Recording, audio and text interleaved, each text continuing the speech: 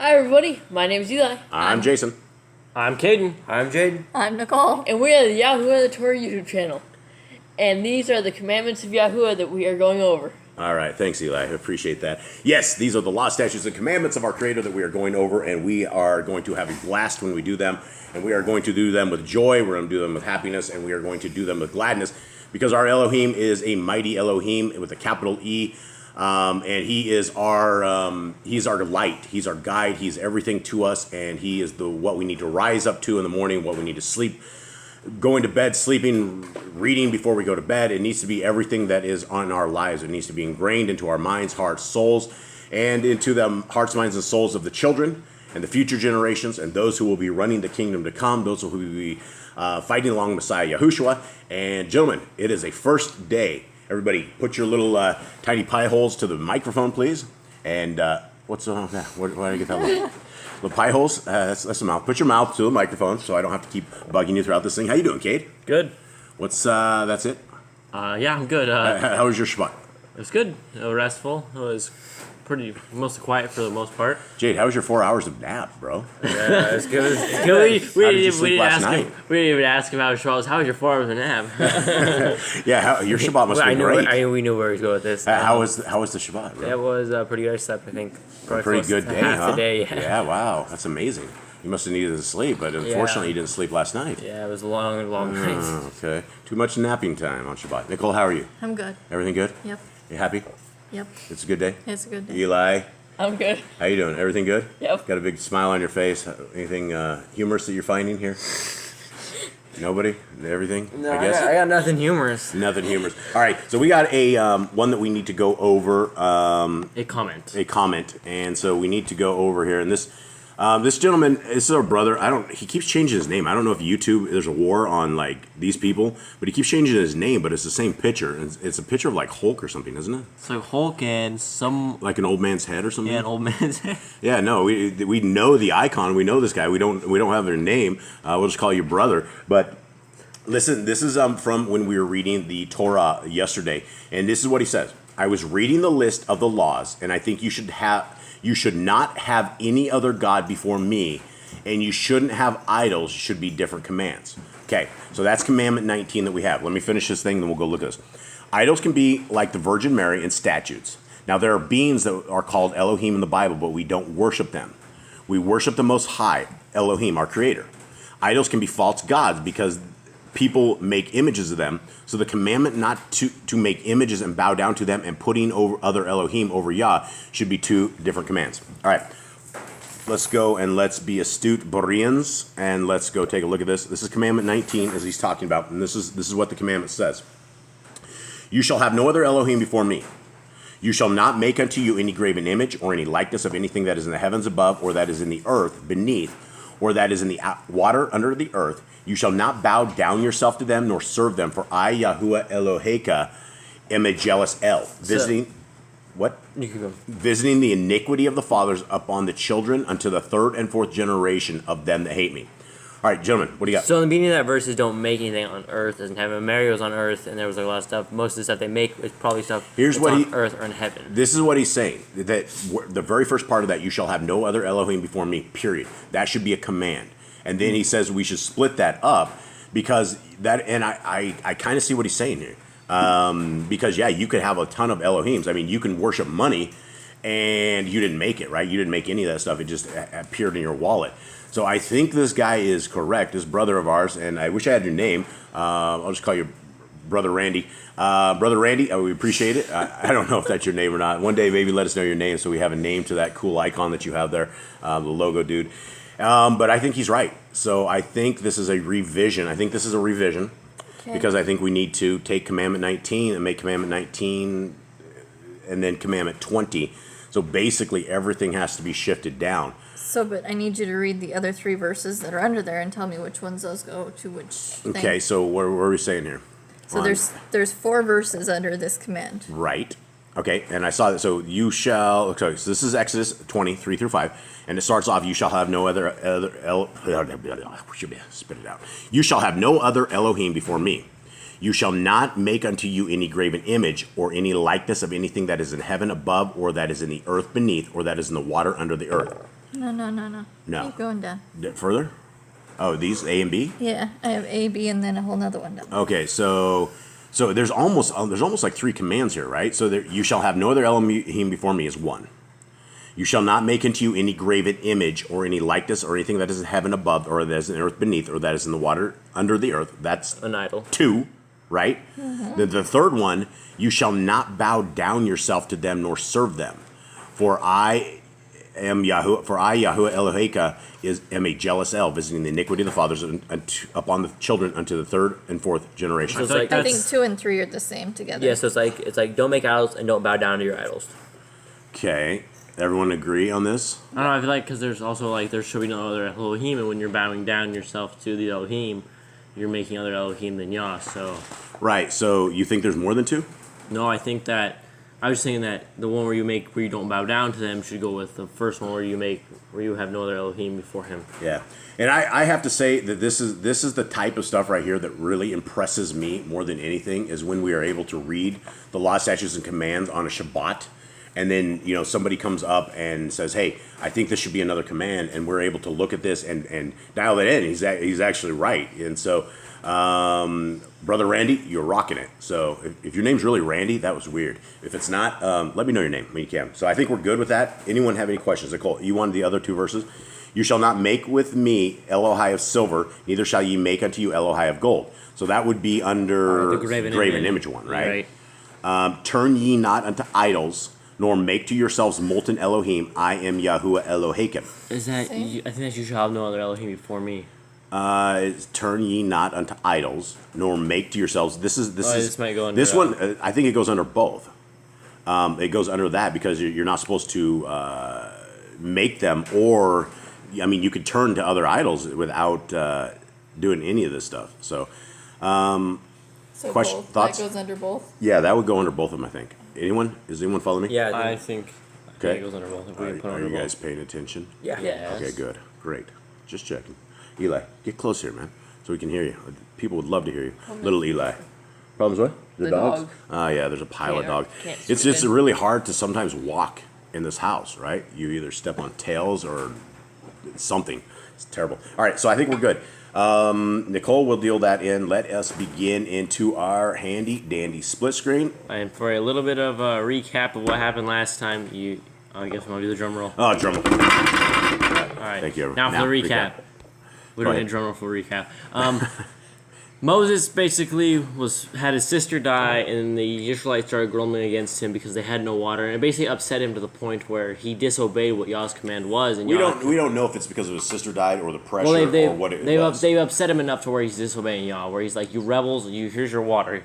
And if that is the worst thing that Moshe did, man, he's far better than anything I've ever done. I mean, I am a demon compared to Moshe. I mean, if that's what he is kicked out of the land for doing, is hitting that rock, right? But I mean, it was very important for Yah. Why do you think it was very important that Moshe went and spoke to the rock versus pounding on the rock? He was supposed to show Yah's power to them, so that maybe they would actually believe instead of sitting there grumbling all day long and like they always do.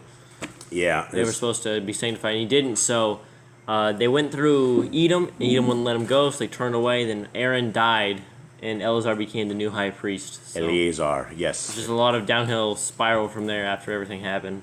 Yeah, Moshe is kind of left alone. All his family is now dead except for Eleazar. He has a nephew. He's got a few sons of. He's got his sons, his wife. He used to have a His couple 2 more wives. nephews, but they burned up because they offered strange fire. So that didn't work out. So all his family's just gone.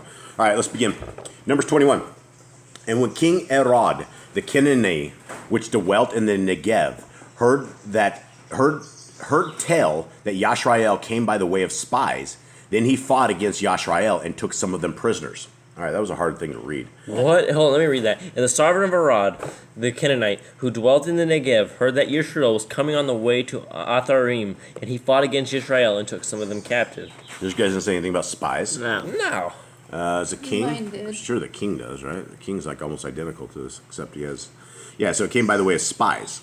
Okay, so that probably wasn't very. If you're sending out spies, They obviously aren't very yeah, good. they're looking to attack you, right? And so this If they king, got caught, they're not doing too good. no, not real good spies. All right, and Yashrael vowed a vow unto Yahuwah and said, If you will indeed deliver this people into my hand, then I will utterly destroy their cities. So, Yashrael, so what just happened here, guys? They asked Yah that if you give us the city, we'll destroy them. Well, they took a little bit of a defeat here. They weren't used to seeing this kind of defeat, right? And so all of a sudden, things got real again, and they're like, oh, then they vowed a vow to Yahuwah, and they said, hey, if you will deliver this people into my hand, I will utterly destroy their cities. So 3.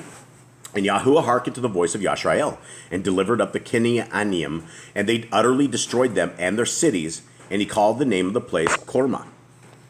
And they journeyed from Mount Hor by the way of the Red Sea to compass the land of Edom, and the soul of the people was much discouraged because of the way.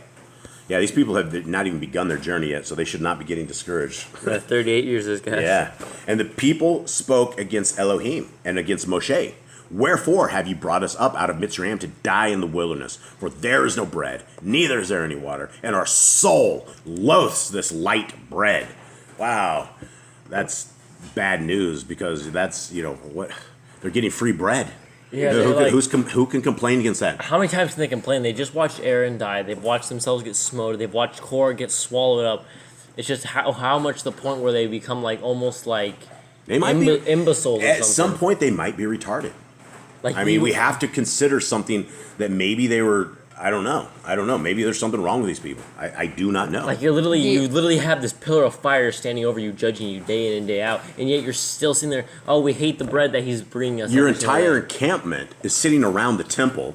Your entire people are sitting around the temple. Yah is dwelling with you. Like you said, you got a cloud by day and a fire by night. And I'm sure it wasn't just some little weak candle or something. I bet you it was a monstrous flame coming down from the Shamayim or something that was just awesome. And they just can't figure it out. They're like, Moses, we don't like this bread that Yah is giving to us every day and providing for us instead of starving us to death in the wilderness. I don't get it. I really don't understand what's really going through their heads. Yeah, well, Yah is much more gentle than I am. So I would have done far worse than this. And Yahuwah sent, what'd you say, Yah? The NIV instead of light bread says miserable food. Miserable food. Wow.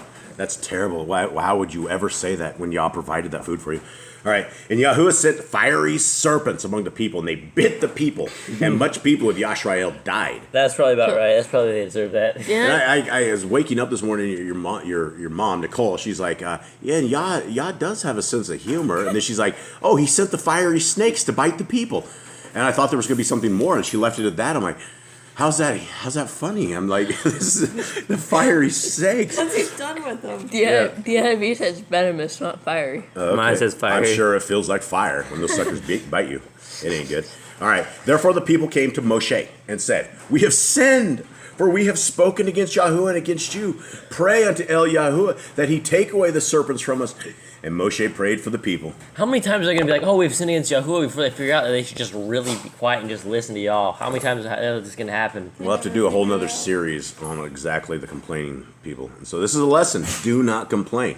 It doesn't matter how bad you have it. Or you think you have it, right? It could be far worse. All right, Yahuwah said unto Moshe, make you a seraph and put it upon a banner, and it shall come to pass that everyone that is snake bitten shall look and live.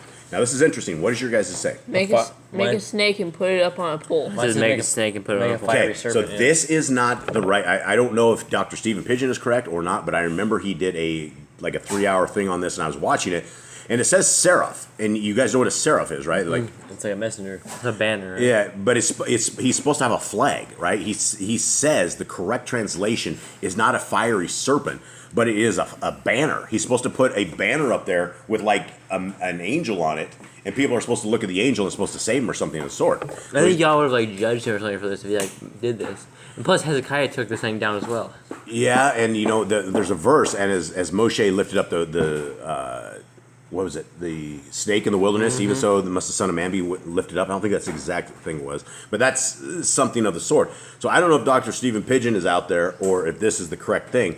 But whatever it is, Moshe may have made a mistake again, but I don't know so much as he would. I mean, only saved the people, so obviously something went right. Regardless whatever's happening, this is the situation, is all of a sudden these people all around you are dying. You're going to be, as he's getting these instructions, people are screaming, right? The snakes have come out from nowhere, anywhere. They just come from holes and come from tents. They're biting the people. The women are probably lifting their kids up, right? As the snakes are biting them and they're trying to save their kids or lifting the people up as high as possible. So the snakes, anything that's possibly to get high is probably what they're fighting on. And how do you fight against that, right? The snakes would just come and get you. And so during this, I'm trying to preface this for you guys. As this is happening, right? He has to go, either he's constructing a bronze or I don't know, he's constructing a snake somehow, right? And then he's not just going to have a material sitting around to make a snake. It's gonna take a little time. Yeah, he's going to take something and he's going to have to run and put it up there. Most likely cast it. If it was a banner, I could see that. I could see it real quick. You sketch out like something on the banner, and I don't know how you do that. Probably the best artist, if he's not snake bitten. Quick, get him here. He's dead. Get the next guy. Oh, he's almost dead too. This guy can't even write. He's venomous poison and he's shaking. So anyway, as this is all going down, right, he's trying to get the answer for why all these people are dying. So if there's, somebody with a high blood pressure, it's probably going to be Moshe at this point. If I have Moses, I would have just walked away after this. I'd be like, yep, I'll take that offer up on making me a nation. Let's go. Yeah. 9. So 9. And Moshe made a serpent of brass and put it up on a pole. And it came to pass that if a serpent had bitten any man, when he beheld the serpent of brass, he lived. So it doesn't say the snakes actually stopped. It just said that as these people are sitting there, the snakes are sitting there still biting them. Right? Their legs are probably all bleeding. There's probably blood everywhere from this stuff. There's dead bodies everywhere. And when they get bit by snakes, you swell up, right? You start like your entire inside swell up, so you're starting to get bloated. So you're going to see corpses all over the place. The screaming will probably never stop because the snakes are still there. So he had to go through this pressure and deal with this. So if you guys think you have a day that's just like, there's so much pressure, imagine being in these shoes and then, see how your day is. Yeah, Moses just had to deal with so much. He was the man. Okay, and the children of Yashrael set forward and pitched in Ovoth. And they journeyed from Ovoth and pitched at Evi Ha-Averium in the wilderness, which is before Moab, toward the sun rising. From thence they removed and pitched in the valley of Zered. From thence they removed and pitched in the other side of Arnon, which is in the wilderness that comes out of the coast of the Emorium. For Arnon is the border of Moab, between Moab and the Emorium. Wherefore it is said in the Sefer of the Wars of Yahuwah, what he did in the Red Sea and in the brooks of Arnon. All right, so what did he do?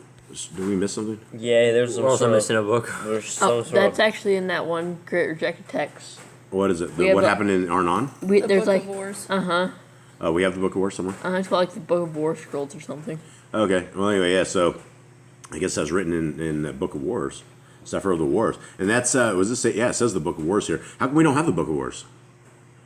I don't know. We should probably have that. I mean, it's referenced right here, the Book of Wars. So why did the king let us down? How come Dr. Pigeon didn't put the Book of Wars in here? I mean, it references it. All right, maybe they don't have it. But we do have it, though, right? Pretty sure. Online. It's online? in a sacred Some guy's text one or something. WordPress site? It's in our book. Which book? The one by Joseph B. Lumpkin. Oh. Okay. And at the stream of the brooks that goes down to the dwelling of Ar and lies upon the border of Moab. So we're not as easy as it is to read from verse to verse to verse. We're talking like days, weeks, months, possibly years as these guys travel together. I mean, you're dealing with millions of people on foot. You have to bring the stuff up, travel it, set it down, prepare dinners. You got to do all the same stuff as you're on the run. Then Yashrael sang the song, "Spring up, O well, sing ye unto it." The princes dug the well, the nobles of the people dug it by the direction of the Torah giver with their staves, and from the wilderness they went to Mattanah. And from Mattanah to Nak'elel, and from Nak'elel, sorry guys, I'm trying to pronounce this right. It's Nak'al-el. Nak'al-el. All right, to Bamoth, and from Bamoth in the valley that is in the country of Moab to the top of Pikgah, which looks towards Yesiyamon. And Yashrael sent messengers unto Sihon, king of the Emorium, saying, "Let me pass through your land. We will not turn into the fields or into the vineyards. We will not drink of the waters of the well, but we will go along by the king's highway until we be past your borders." And Sihon, how does we say this here? It is Sihon. And Sihon would not suffer Yashrael to pass through his border. But Sihon gathered all his people together and went out against Yashrael into the wilderness, and he came to Yahatz and fought against Yashrael. And Yashrael smote him with the edge of the sword and possessed his land from Arnon unto Yabok, even unto the children of Ammon, for the border of the children of Ammon was strong. And Yashrael took all these cities, and Yashrael dwelt in all the cities of the Emorium, in Chesbon, and in all the villages thereof. All right, so that's interesting, right? Because did they leave their tribe and go dwell in cities? They just said they went and dwelt in cities. Did they lose half their people here? Or did people just go dwell in the cities after they took them? No, weren't they supposed to destroy these cities with the vow? Well, they're supposed That was to. the Canaanites. They're dwelling in it. So I don't know if we lost part of the tribe. I guess maybe the Book of Wars would tell us. You know, when they, I would imagine they would probably have to leave people in these cities, or people would come back and take the cities back over. All right. For Chesbon was the city of Sikon, the king of the Emorian, who had fought against the former king of Moab, and taken all his land out of his hand, even unto Arnon.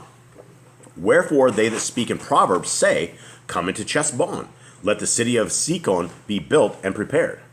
For there is a fire gone out of Chesbon, a flame from the city of Sikon. It has consumed Ar of Moab, and Baali, Bamoth of Arnon. Woe to you, Moab, you are undone, O people of Chemosh. He has given his sons that escaped, and his daughters into the captivity unto Sikon, king of the Emorium. We have shot at them. Chesbon has perished, even unto Divon. So this is still a parable, right? You guys, This is a story, right? Yeah. A parable. And we have laid them waste, even unto Nopak. No, that doesn't look right. I'm not going to say that. Nofa. I'll say that. Nofa. What did your guys say that word? It has a little dot under the H with a cut again. Yeah, that doesn't look right. Which reaches unto Mediva. Thus Yashrael dwelt in the land of Emorium. And Moshe sent to spy out. Contain yourself, kid. And Moshe sent to spy out Yahzer, and they took the villages thereof, and drove out the Emorium that were there. And they turned and went up by the way of Bashan. And Og, the king of Bashan, went out against them, he and all his people, to the battle of Edrei. This is why this stuff is in the Book of Wars. It's like all sorts. They're all There's just, a lot. That'd be a lot longer in books. And Yahuwah said unto Moshe, Fear him not, for I have delivered him into your hand, and all his people and his land, and you shall do to them as you did unto Sikon, king of the Emorium, which dwelt at Chesbon. So they smote him and his sons and all his people, until there was none left him alive, and they possessed his land. Did they talk about how big Og is in this? Og was like a giant Nephilim, like Yeah, he's like 15 feet was his bed. Yeah, he was huge. I think they talk about it a little bit in this I book. mean, he wasn't like huge, but he was huge compared to a regular 15-foot bed? Like you compared to the 500-foot giants, right? Yeah, right. Well, But this dude, okay, he's like full. He's like 2 men tall. Yeah, more than that. Almost 3. Yeah, plus I mean that's a lot of strength in a dude that is like, say if his bed was 15 feet, it means he's probably 13 And and a half Moses feet. was the one that killed him. Did he? Yeah, I don't remember that. I don't know where. I think it talks about here, or it talks about in Deuteronomy or Jasher. Somewhere, yeah. Too much reading. Okay, so there we go. We have this. We made it through Numbers 21. The people have again lacked faith. And I think the only thing that I can tell all of you guys is you guys need to be merry. You need to be happy. You guys need to count your blessings every single day. As the depression, unclean spirits get everybody, which they get everybody all the time, we have to understand what is coming at us, and it is the spirits of darkness, and we have to find our way out of that, right? We can't get bogged down into darkness because the entire world is dark right now, and we possess the light. We have the light, and the light is what, Eli? Light is the Torah and Yahushua. Yeah, the light is both of those. It is a great combo of both of those things, and we are walking in a time when our Creator will come back and walk with us, right? I'm not saying he's neglected us for thousands of years. I am saying that he has not walked with us like he used to walk with us. And I think at some point he may walk with us again, but he's not going to walk with us if we're dirty. He's not going to walk with us if we're unclean. He's not going to walk with us if we're cracking the gym light on and making vulgar and evil jokes or anything of the sort, right? He's looking for a people that is set apart in their mind, in their heart, in their soul. The stuff that they do, the stuff that the people that are set apart do is totally different than that, right?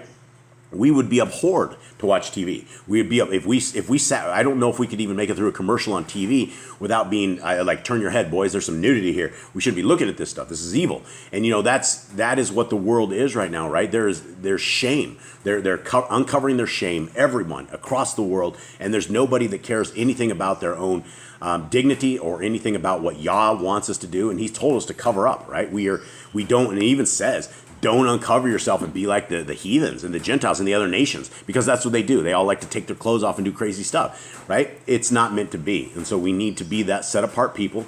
We need to be those people that Yah is calling out of captivity. And we need to be those ones who are willing to serve our Creator wherever He calls, whenever He calls, however He calls, right? That's the way it has to be. All right, I'm off my soapbox. Anyone else have anything? Read your Bibles. We will catch you tomorrow. Yeah, read your Bibles. Much love to everybody. Catch you guys tomorrow. Hope you guys have a wonderful day. Yeah, and like I don't know if I said it this time, but you guys out there are family. I truly mean that with every bit of my heart. My wife loves the comments. My wife loves all of you guys out there, which is really rare. She doesn't really participate in the kind of stuff that I have been over my lifetime, but this is something she participates in because this family is kind, is gentle, is loving, and we love you guys very, very much. So thank you guys very much for being a part of our family and for sharing this time with us, and we will leave you guys to have a wonderful first day. All right. Many blessings. Many blessings. Shalom. Shalom. Shalom.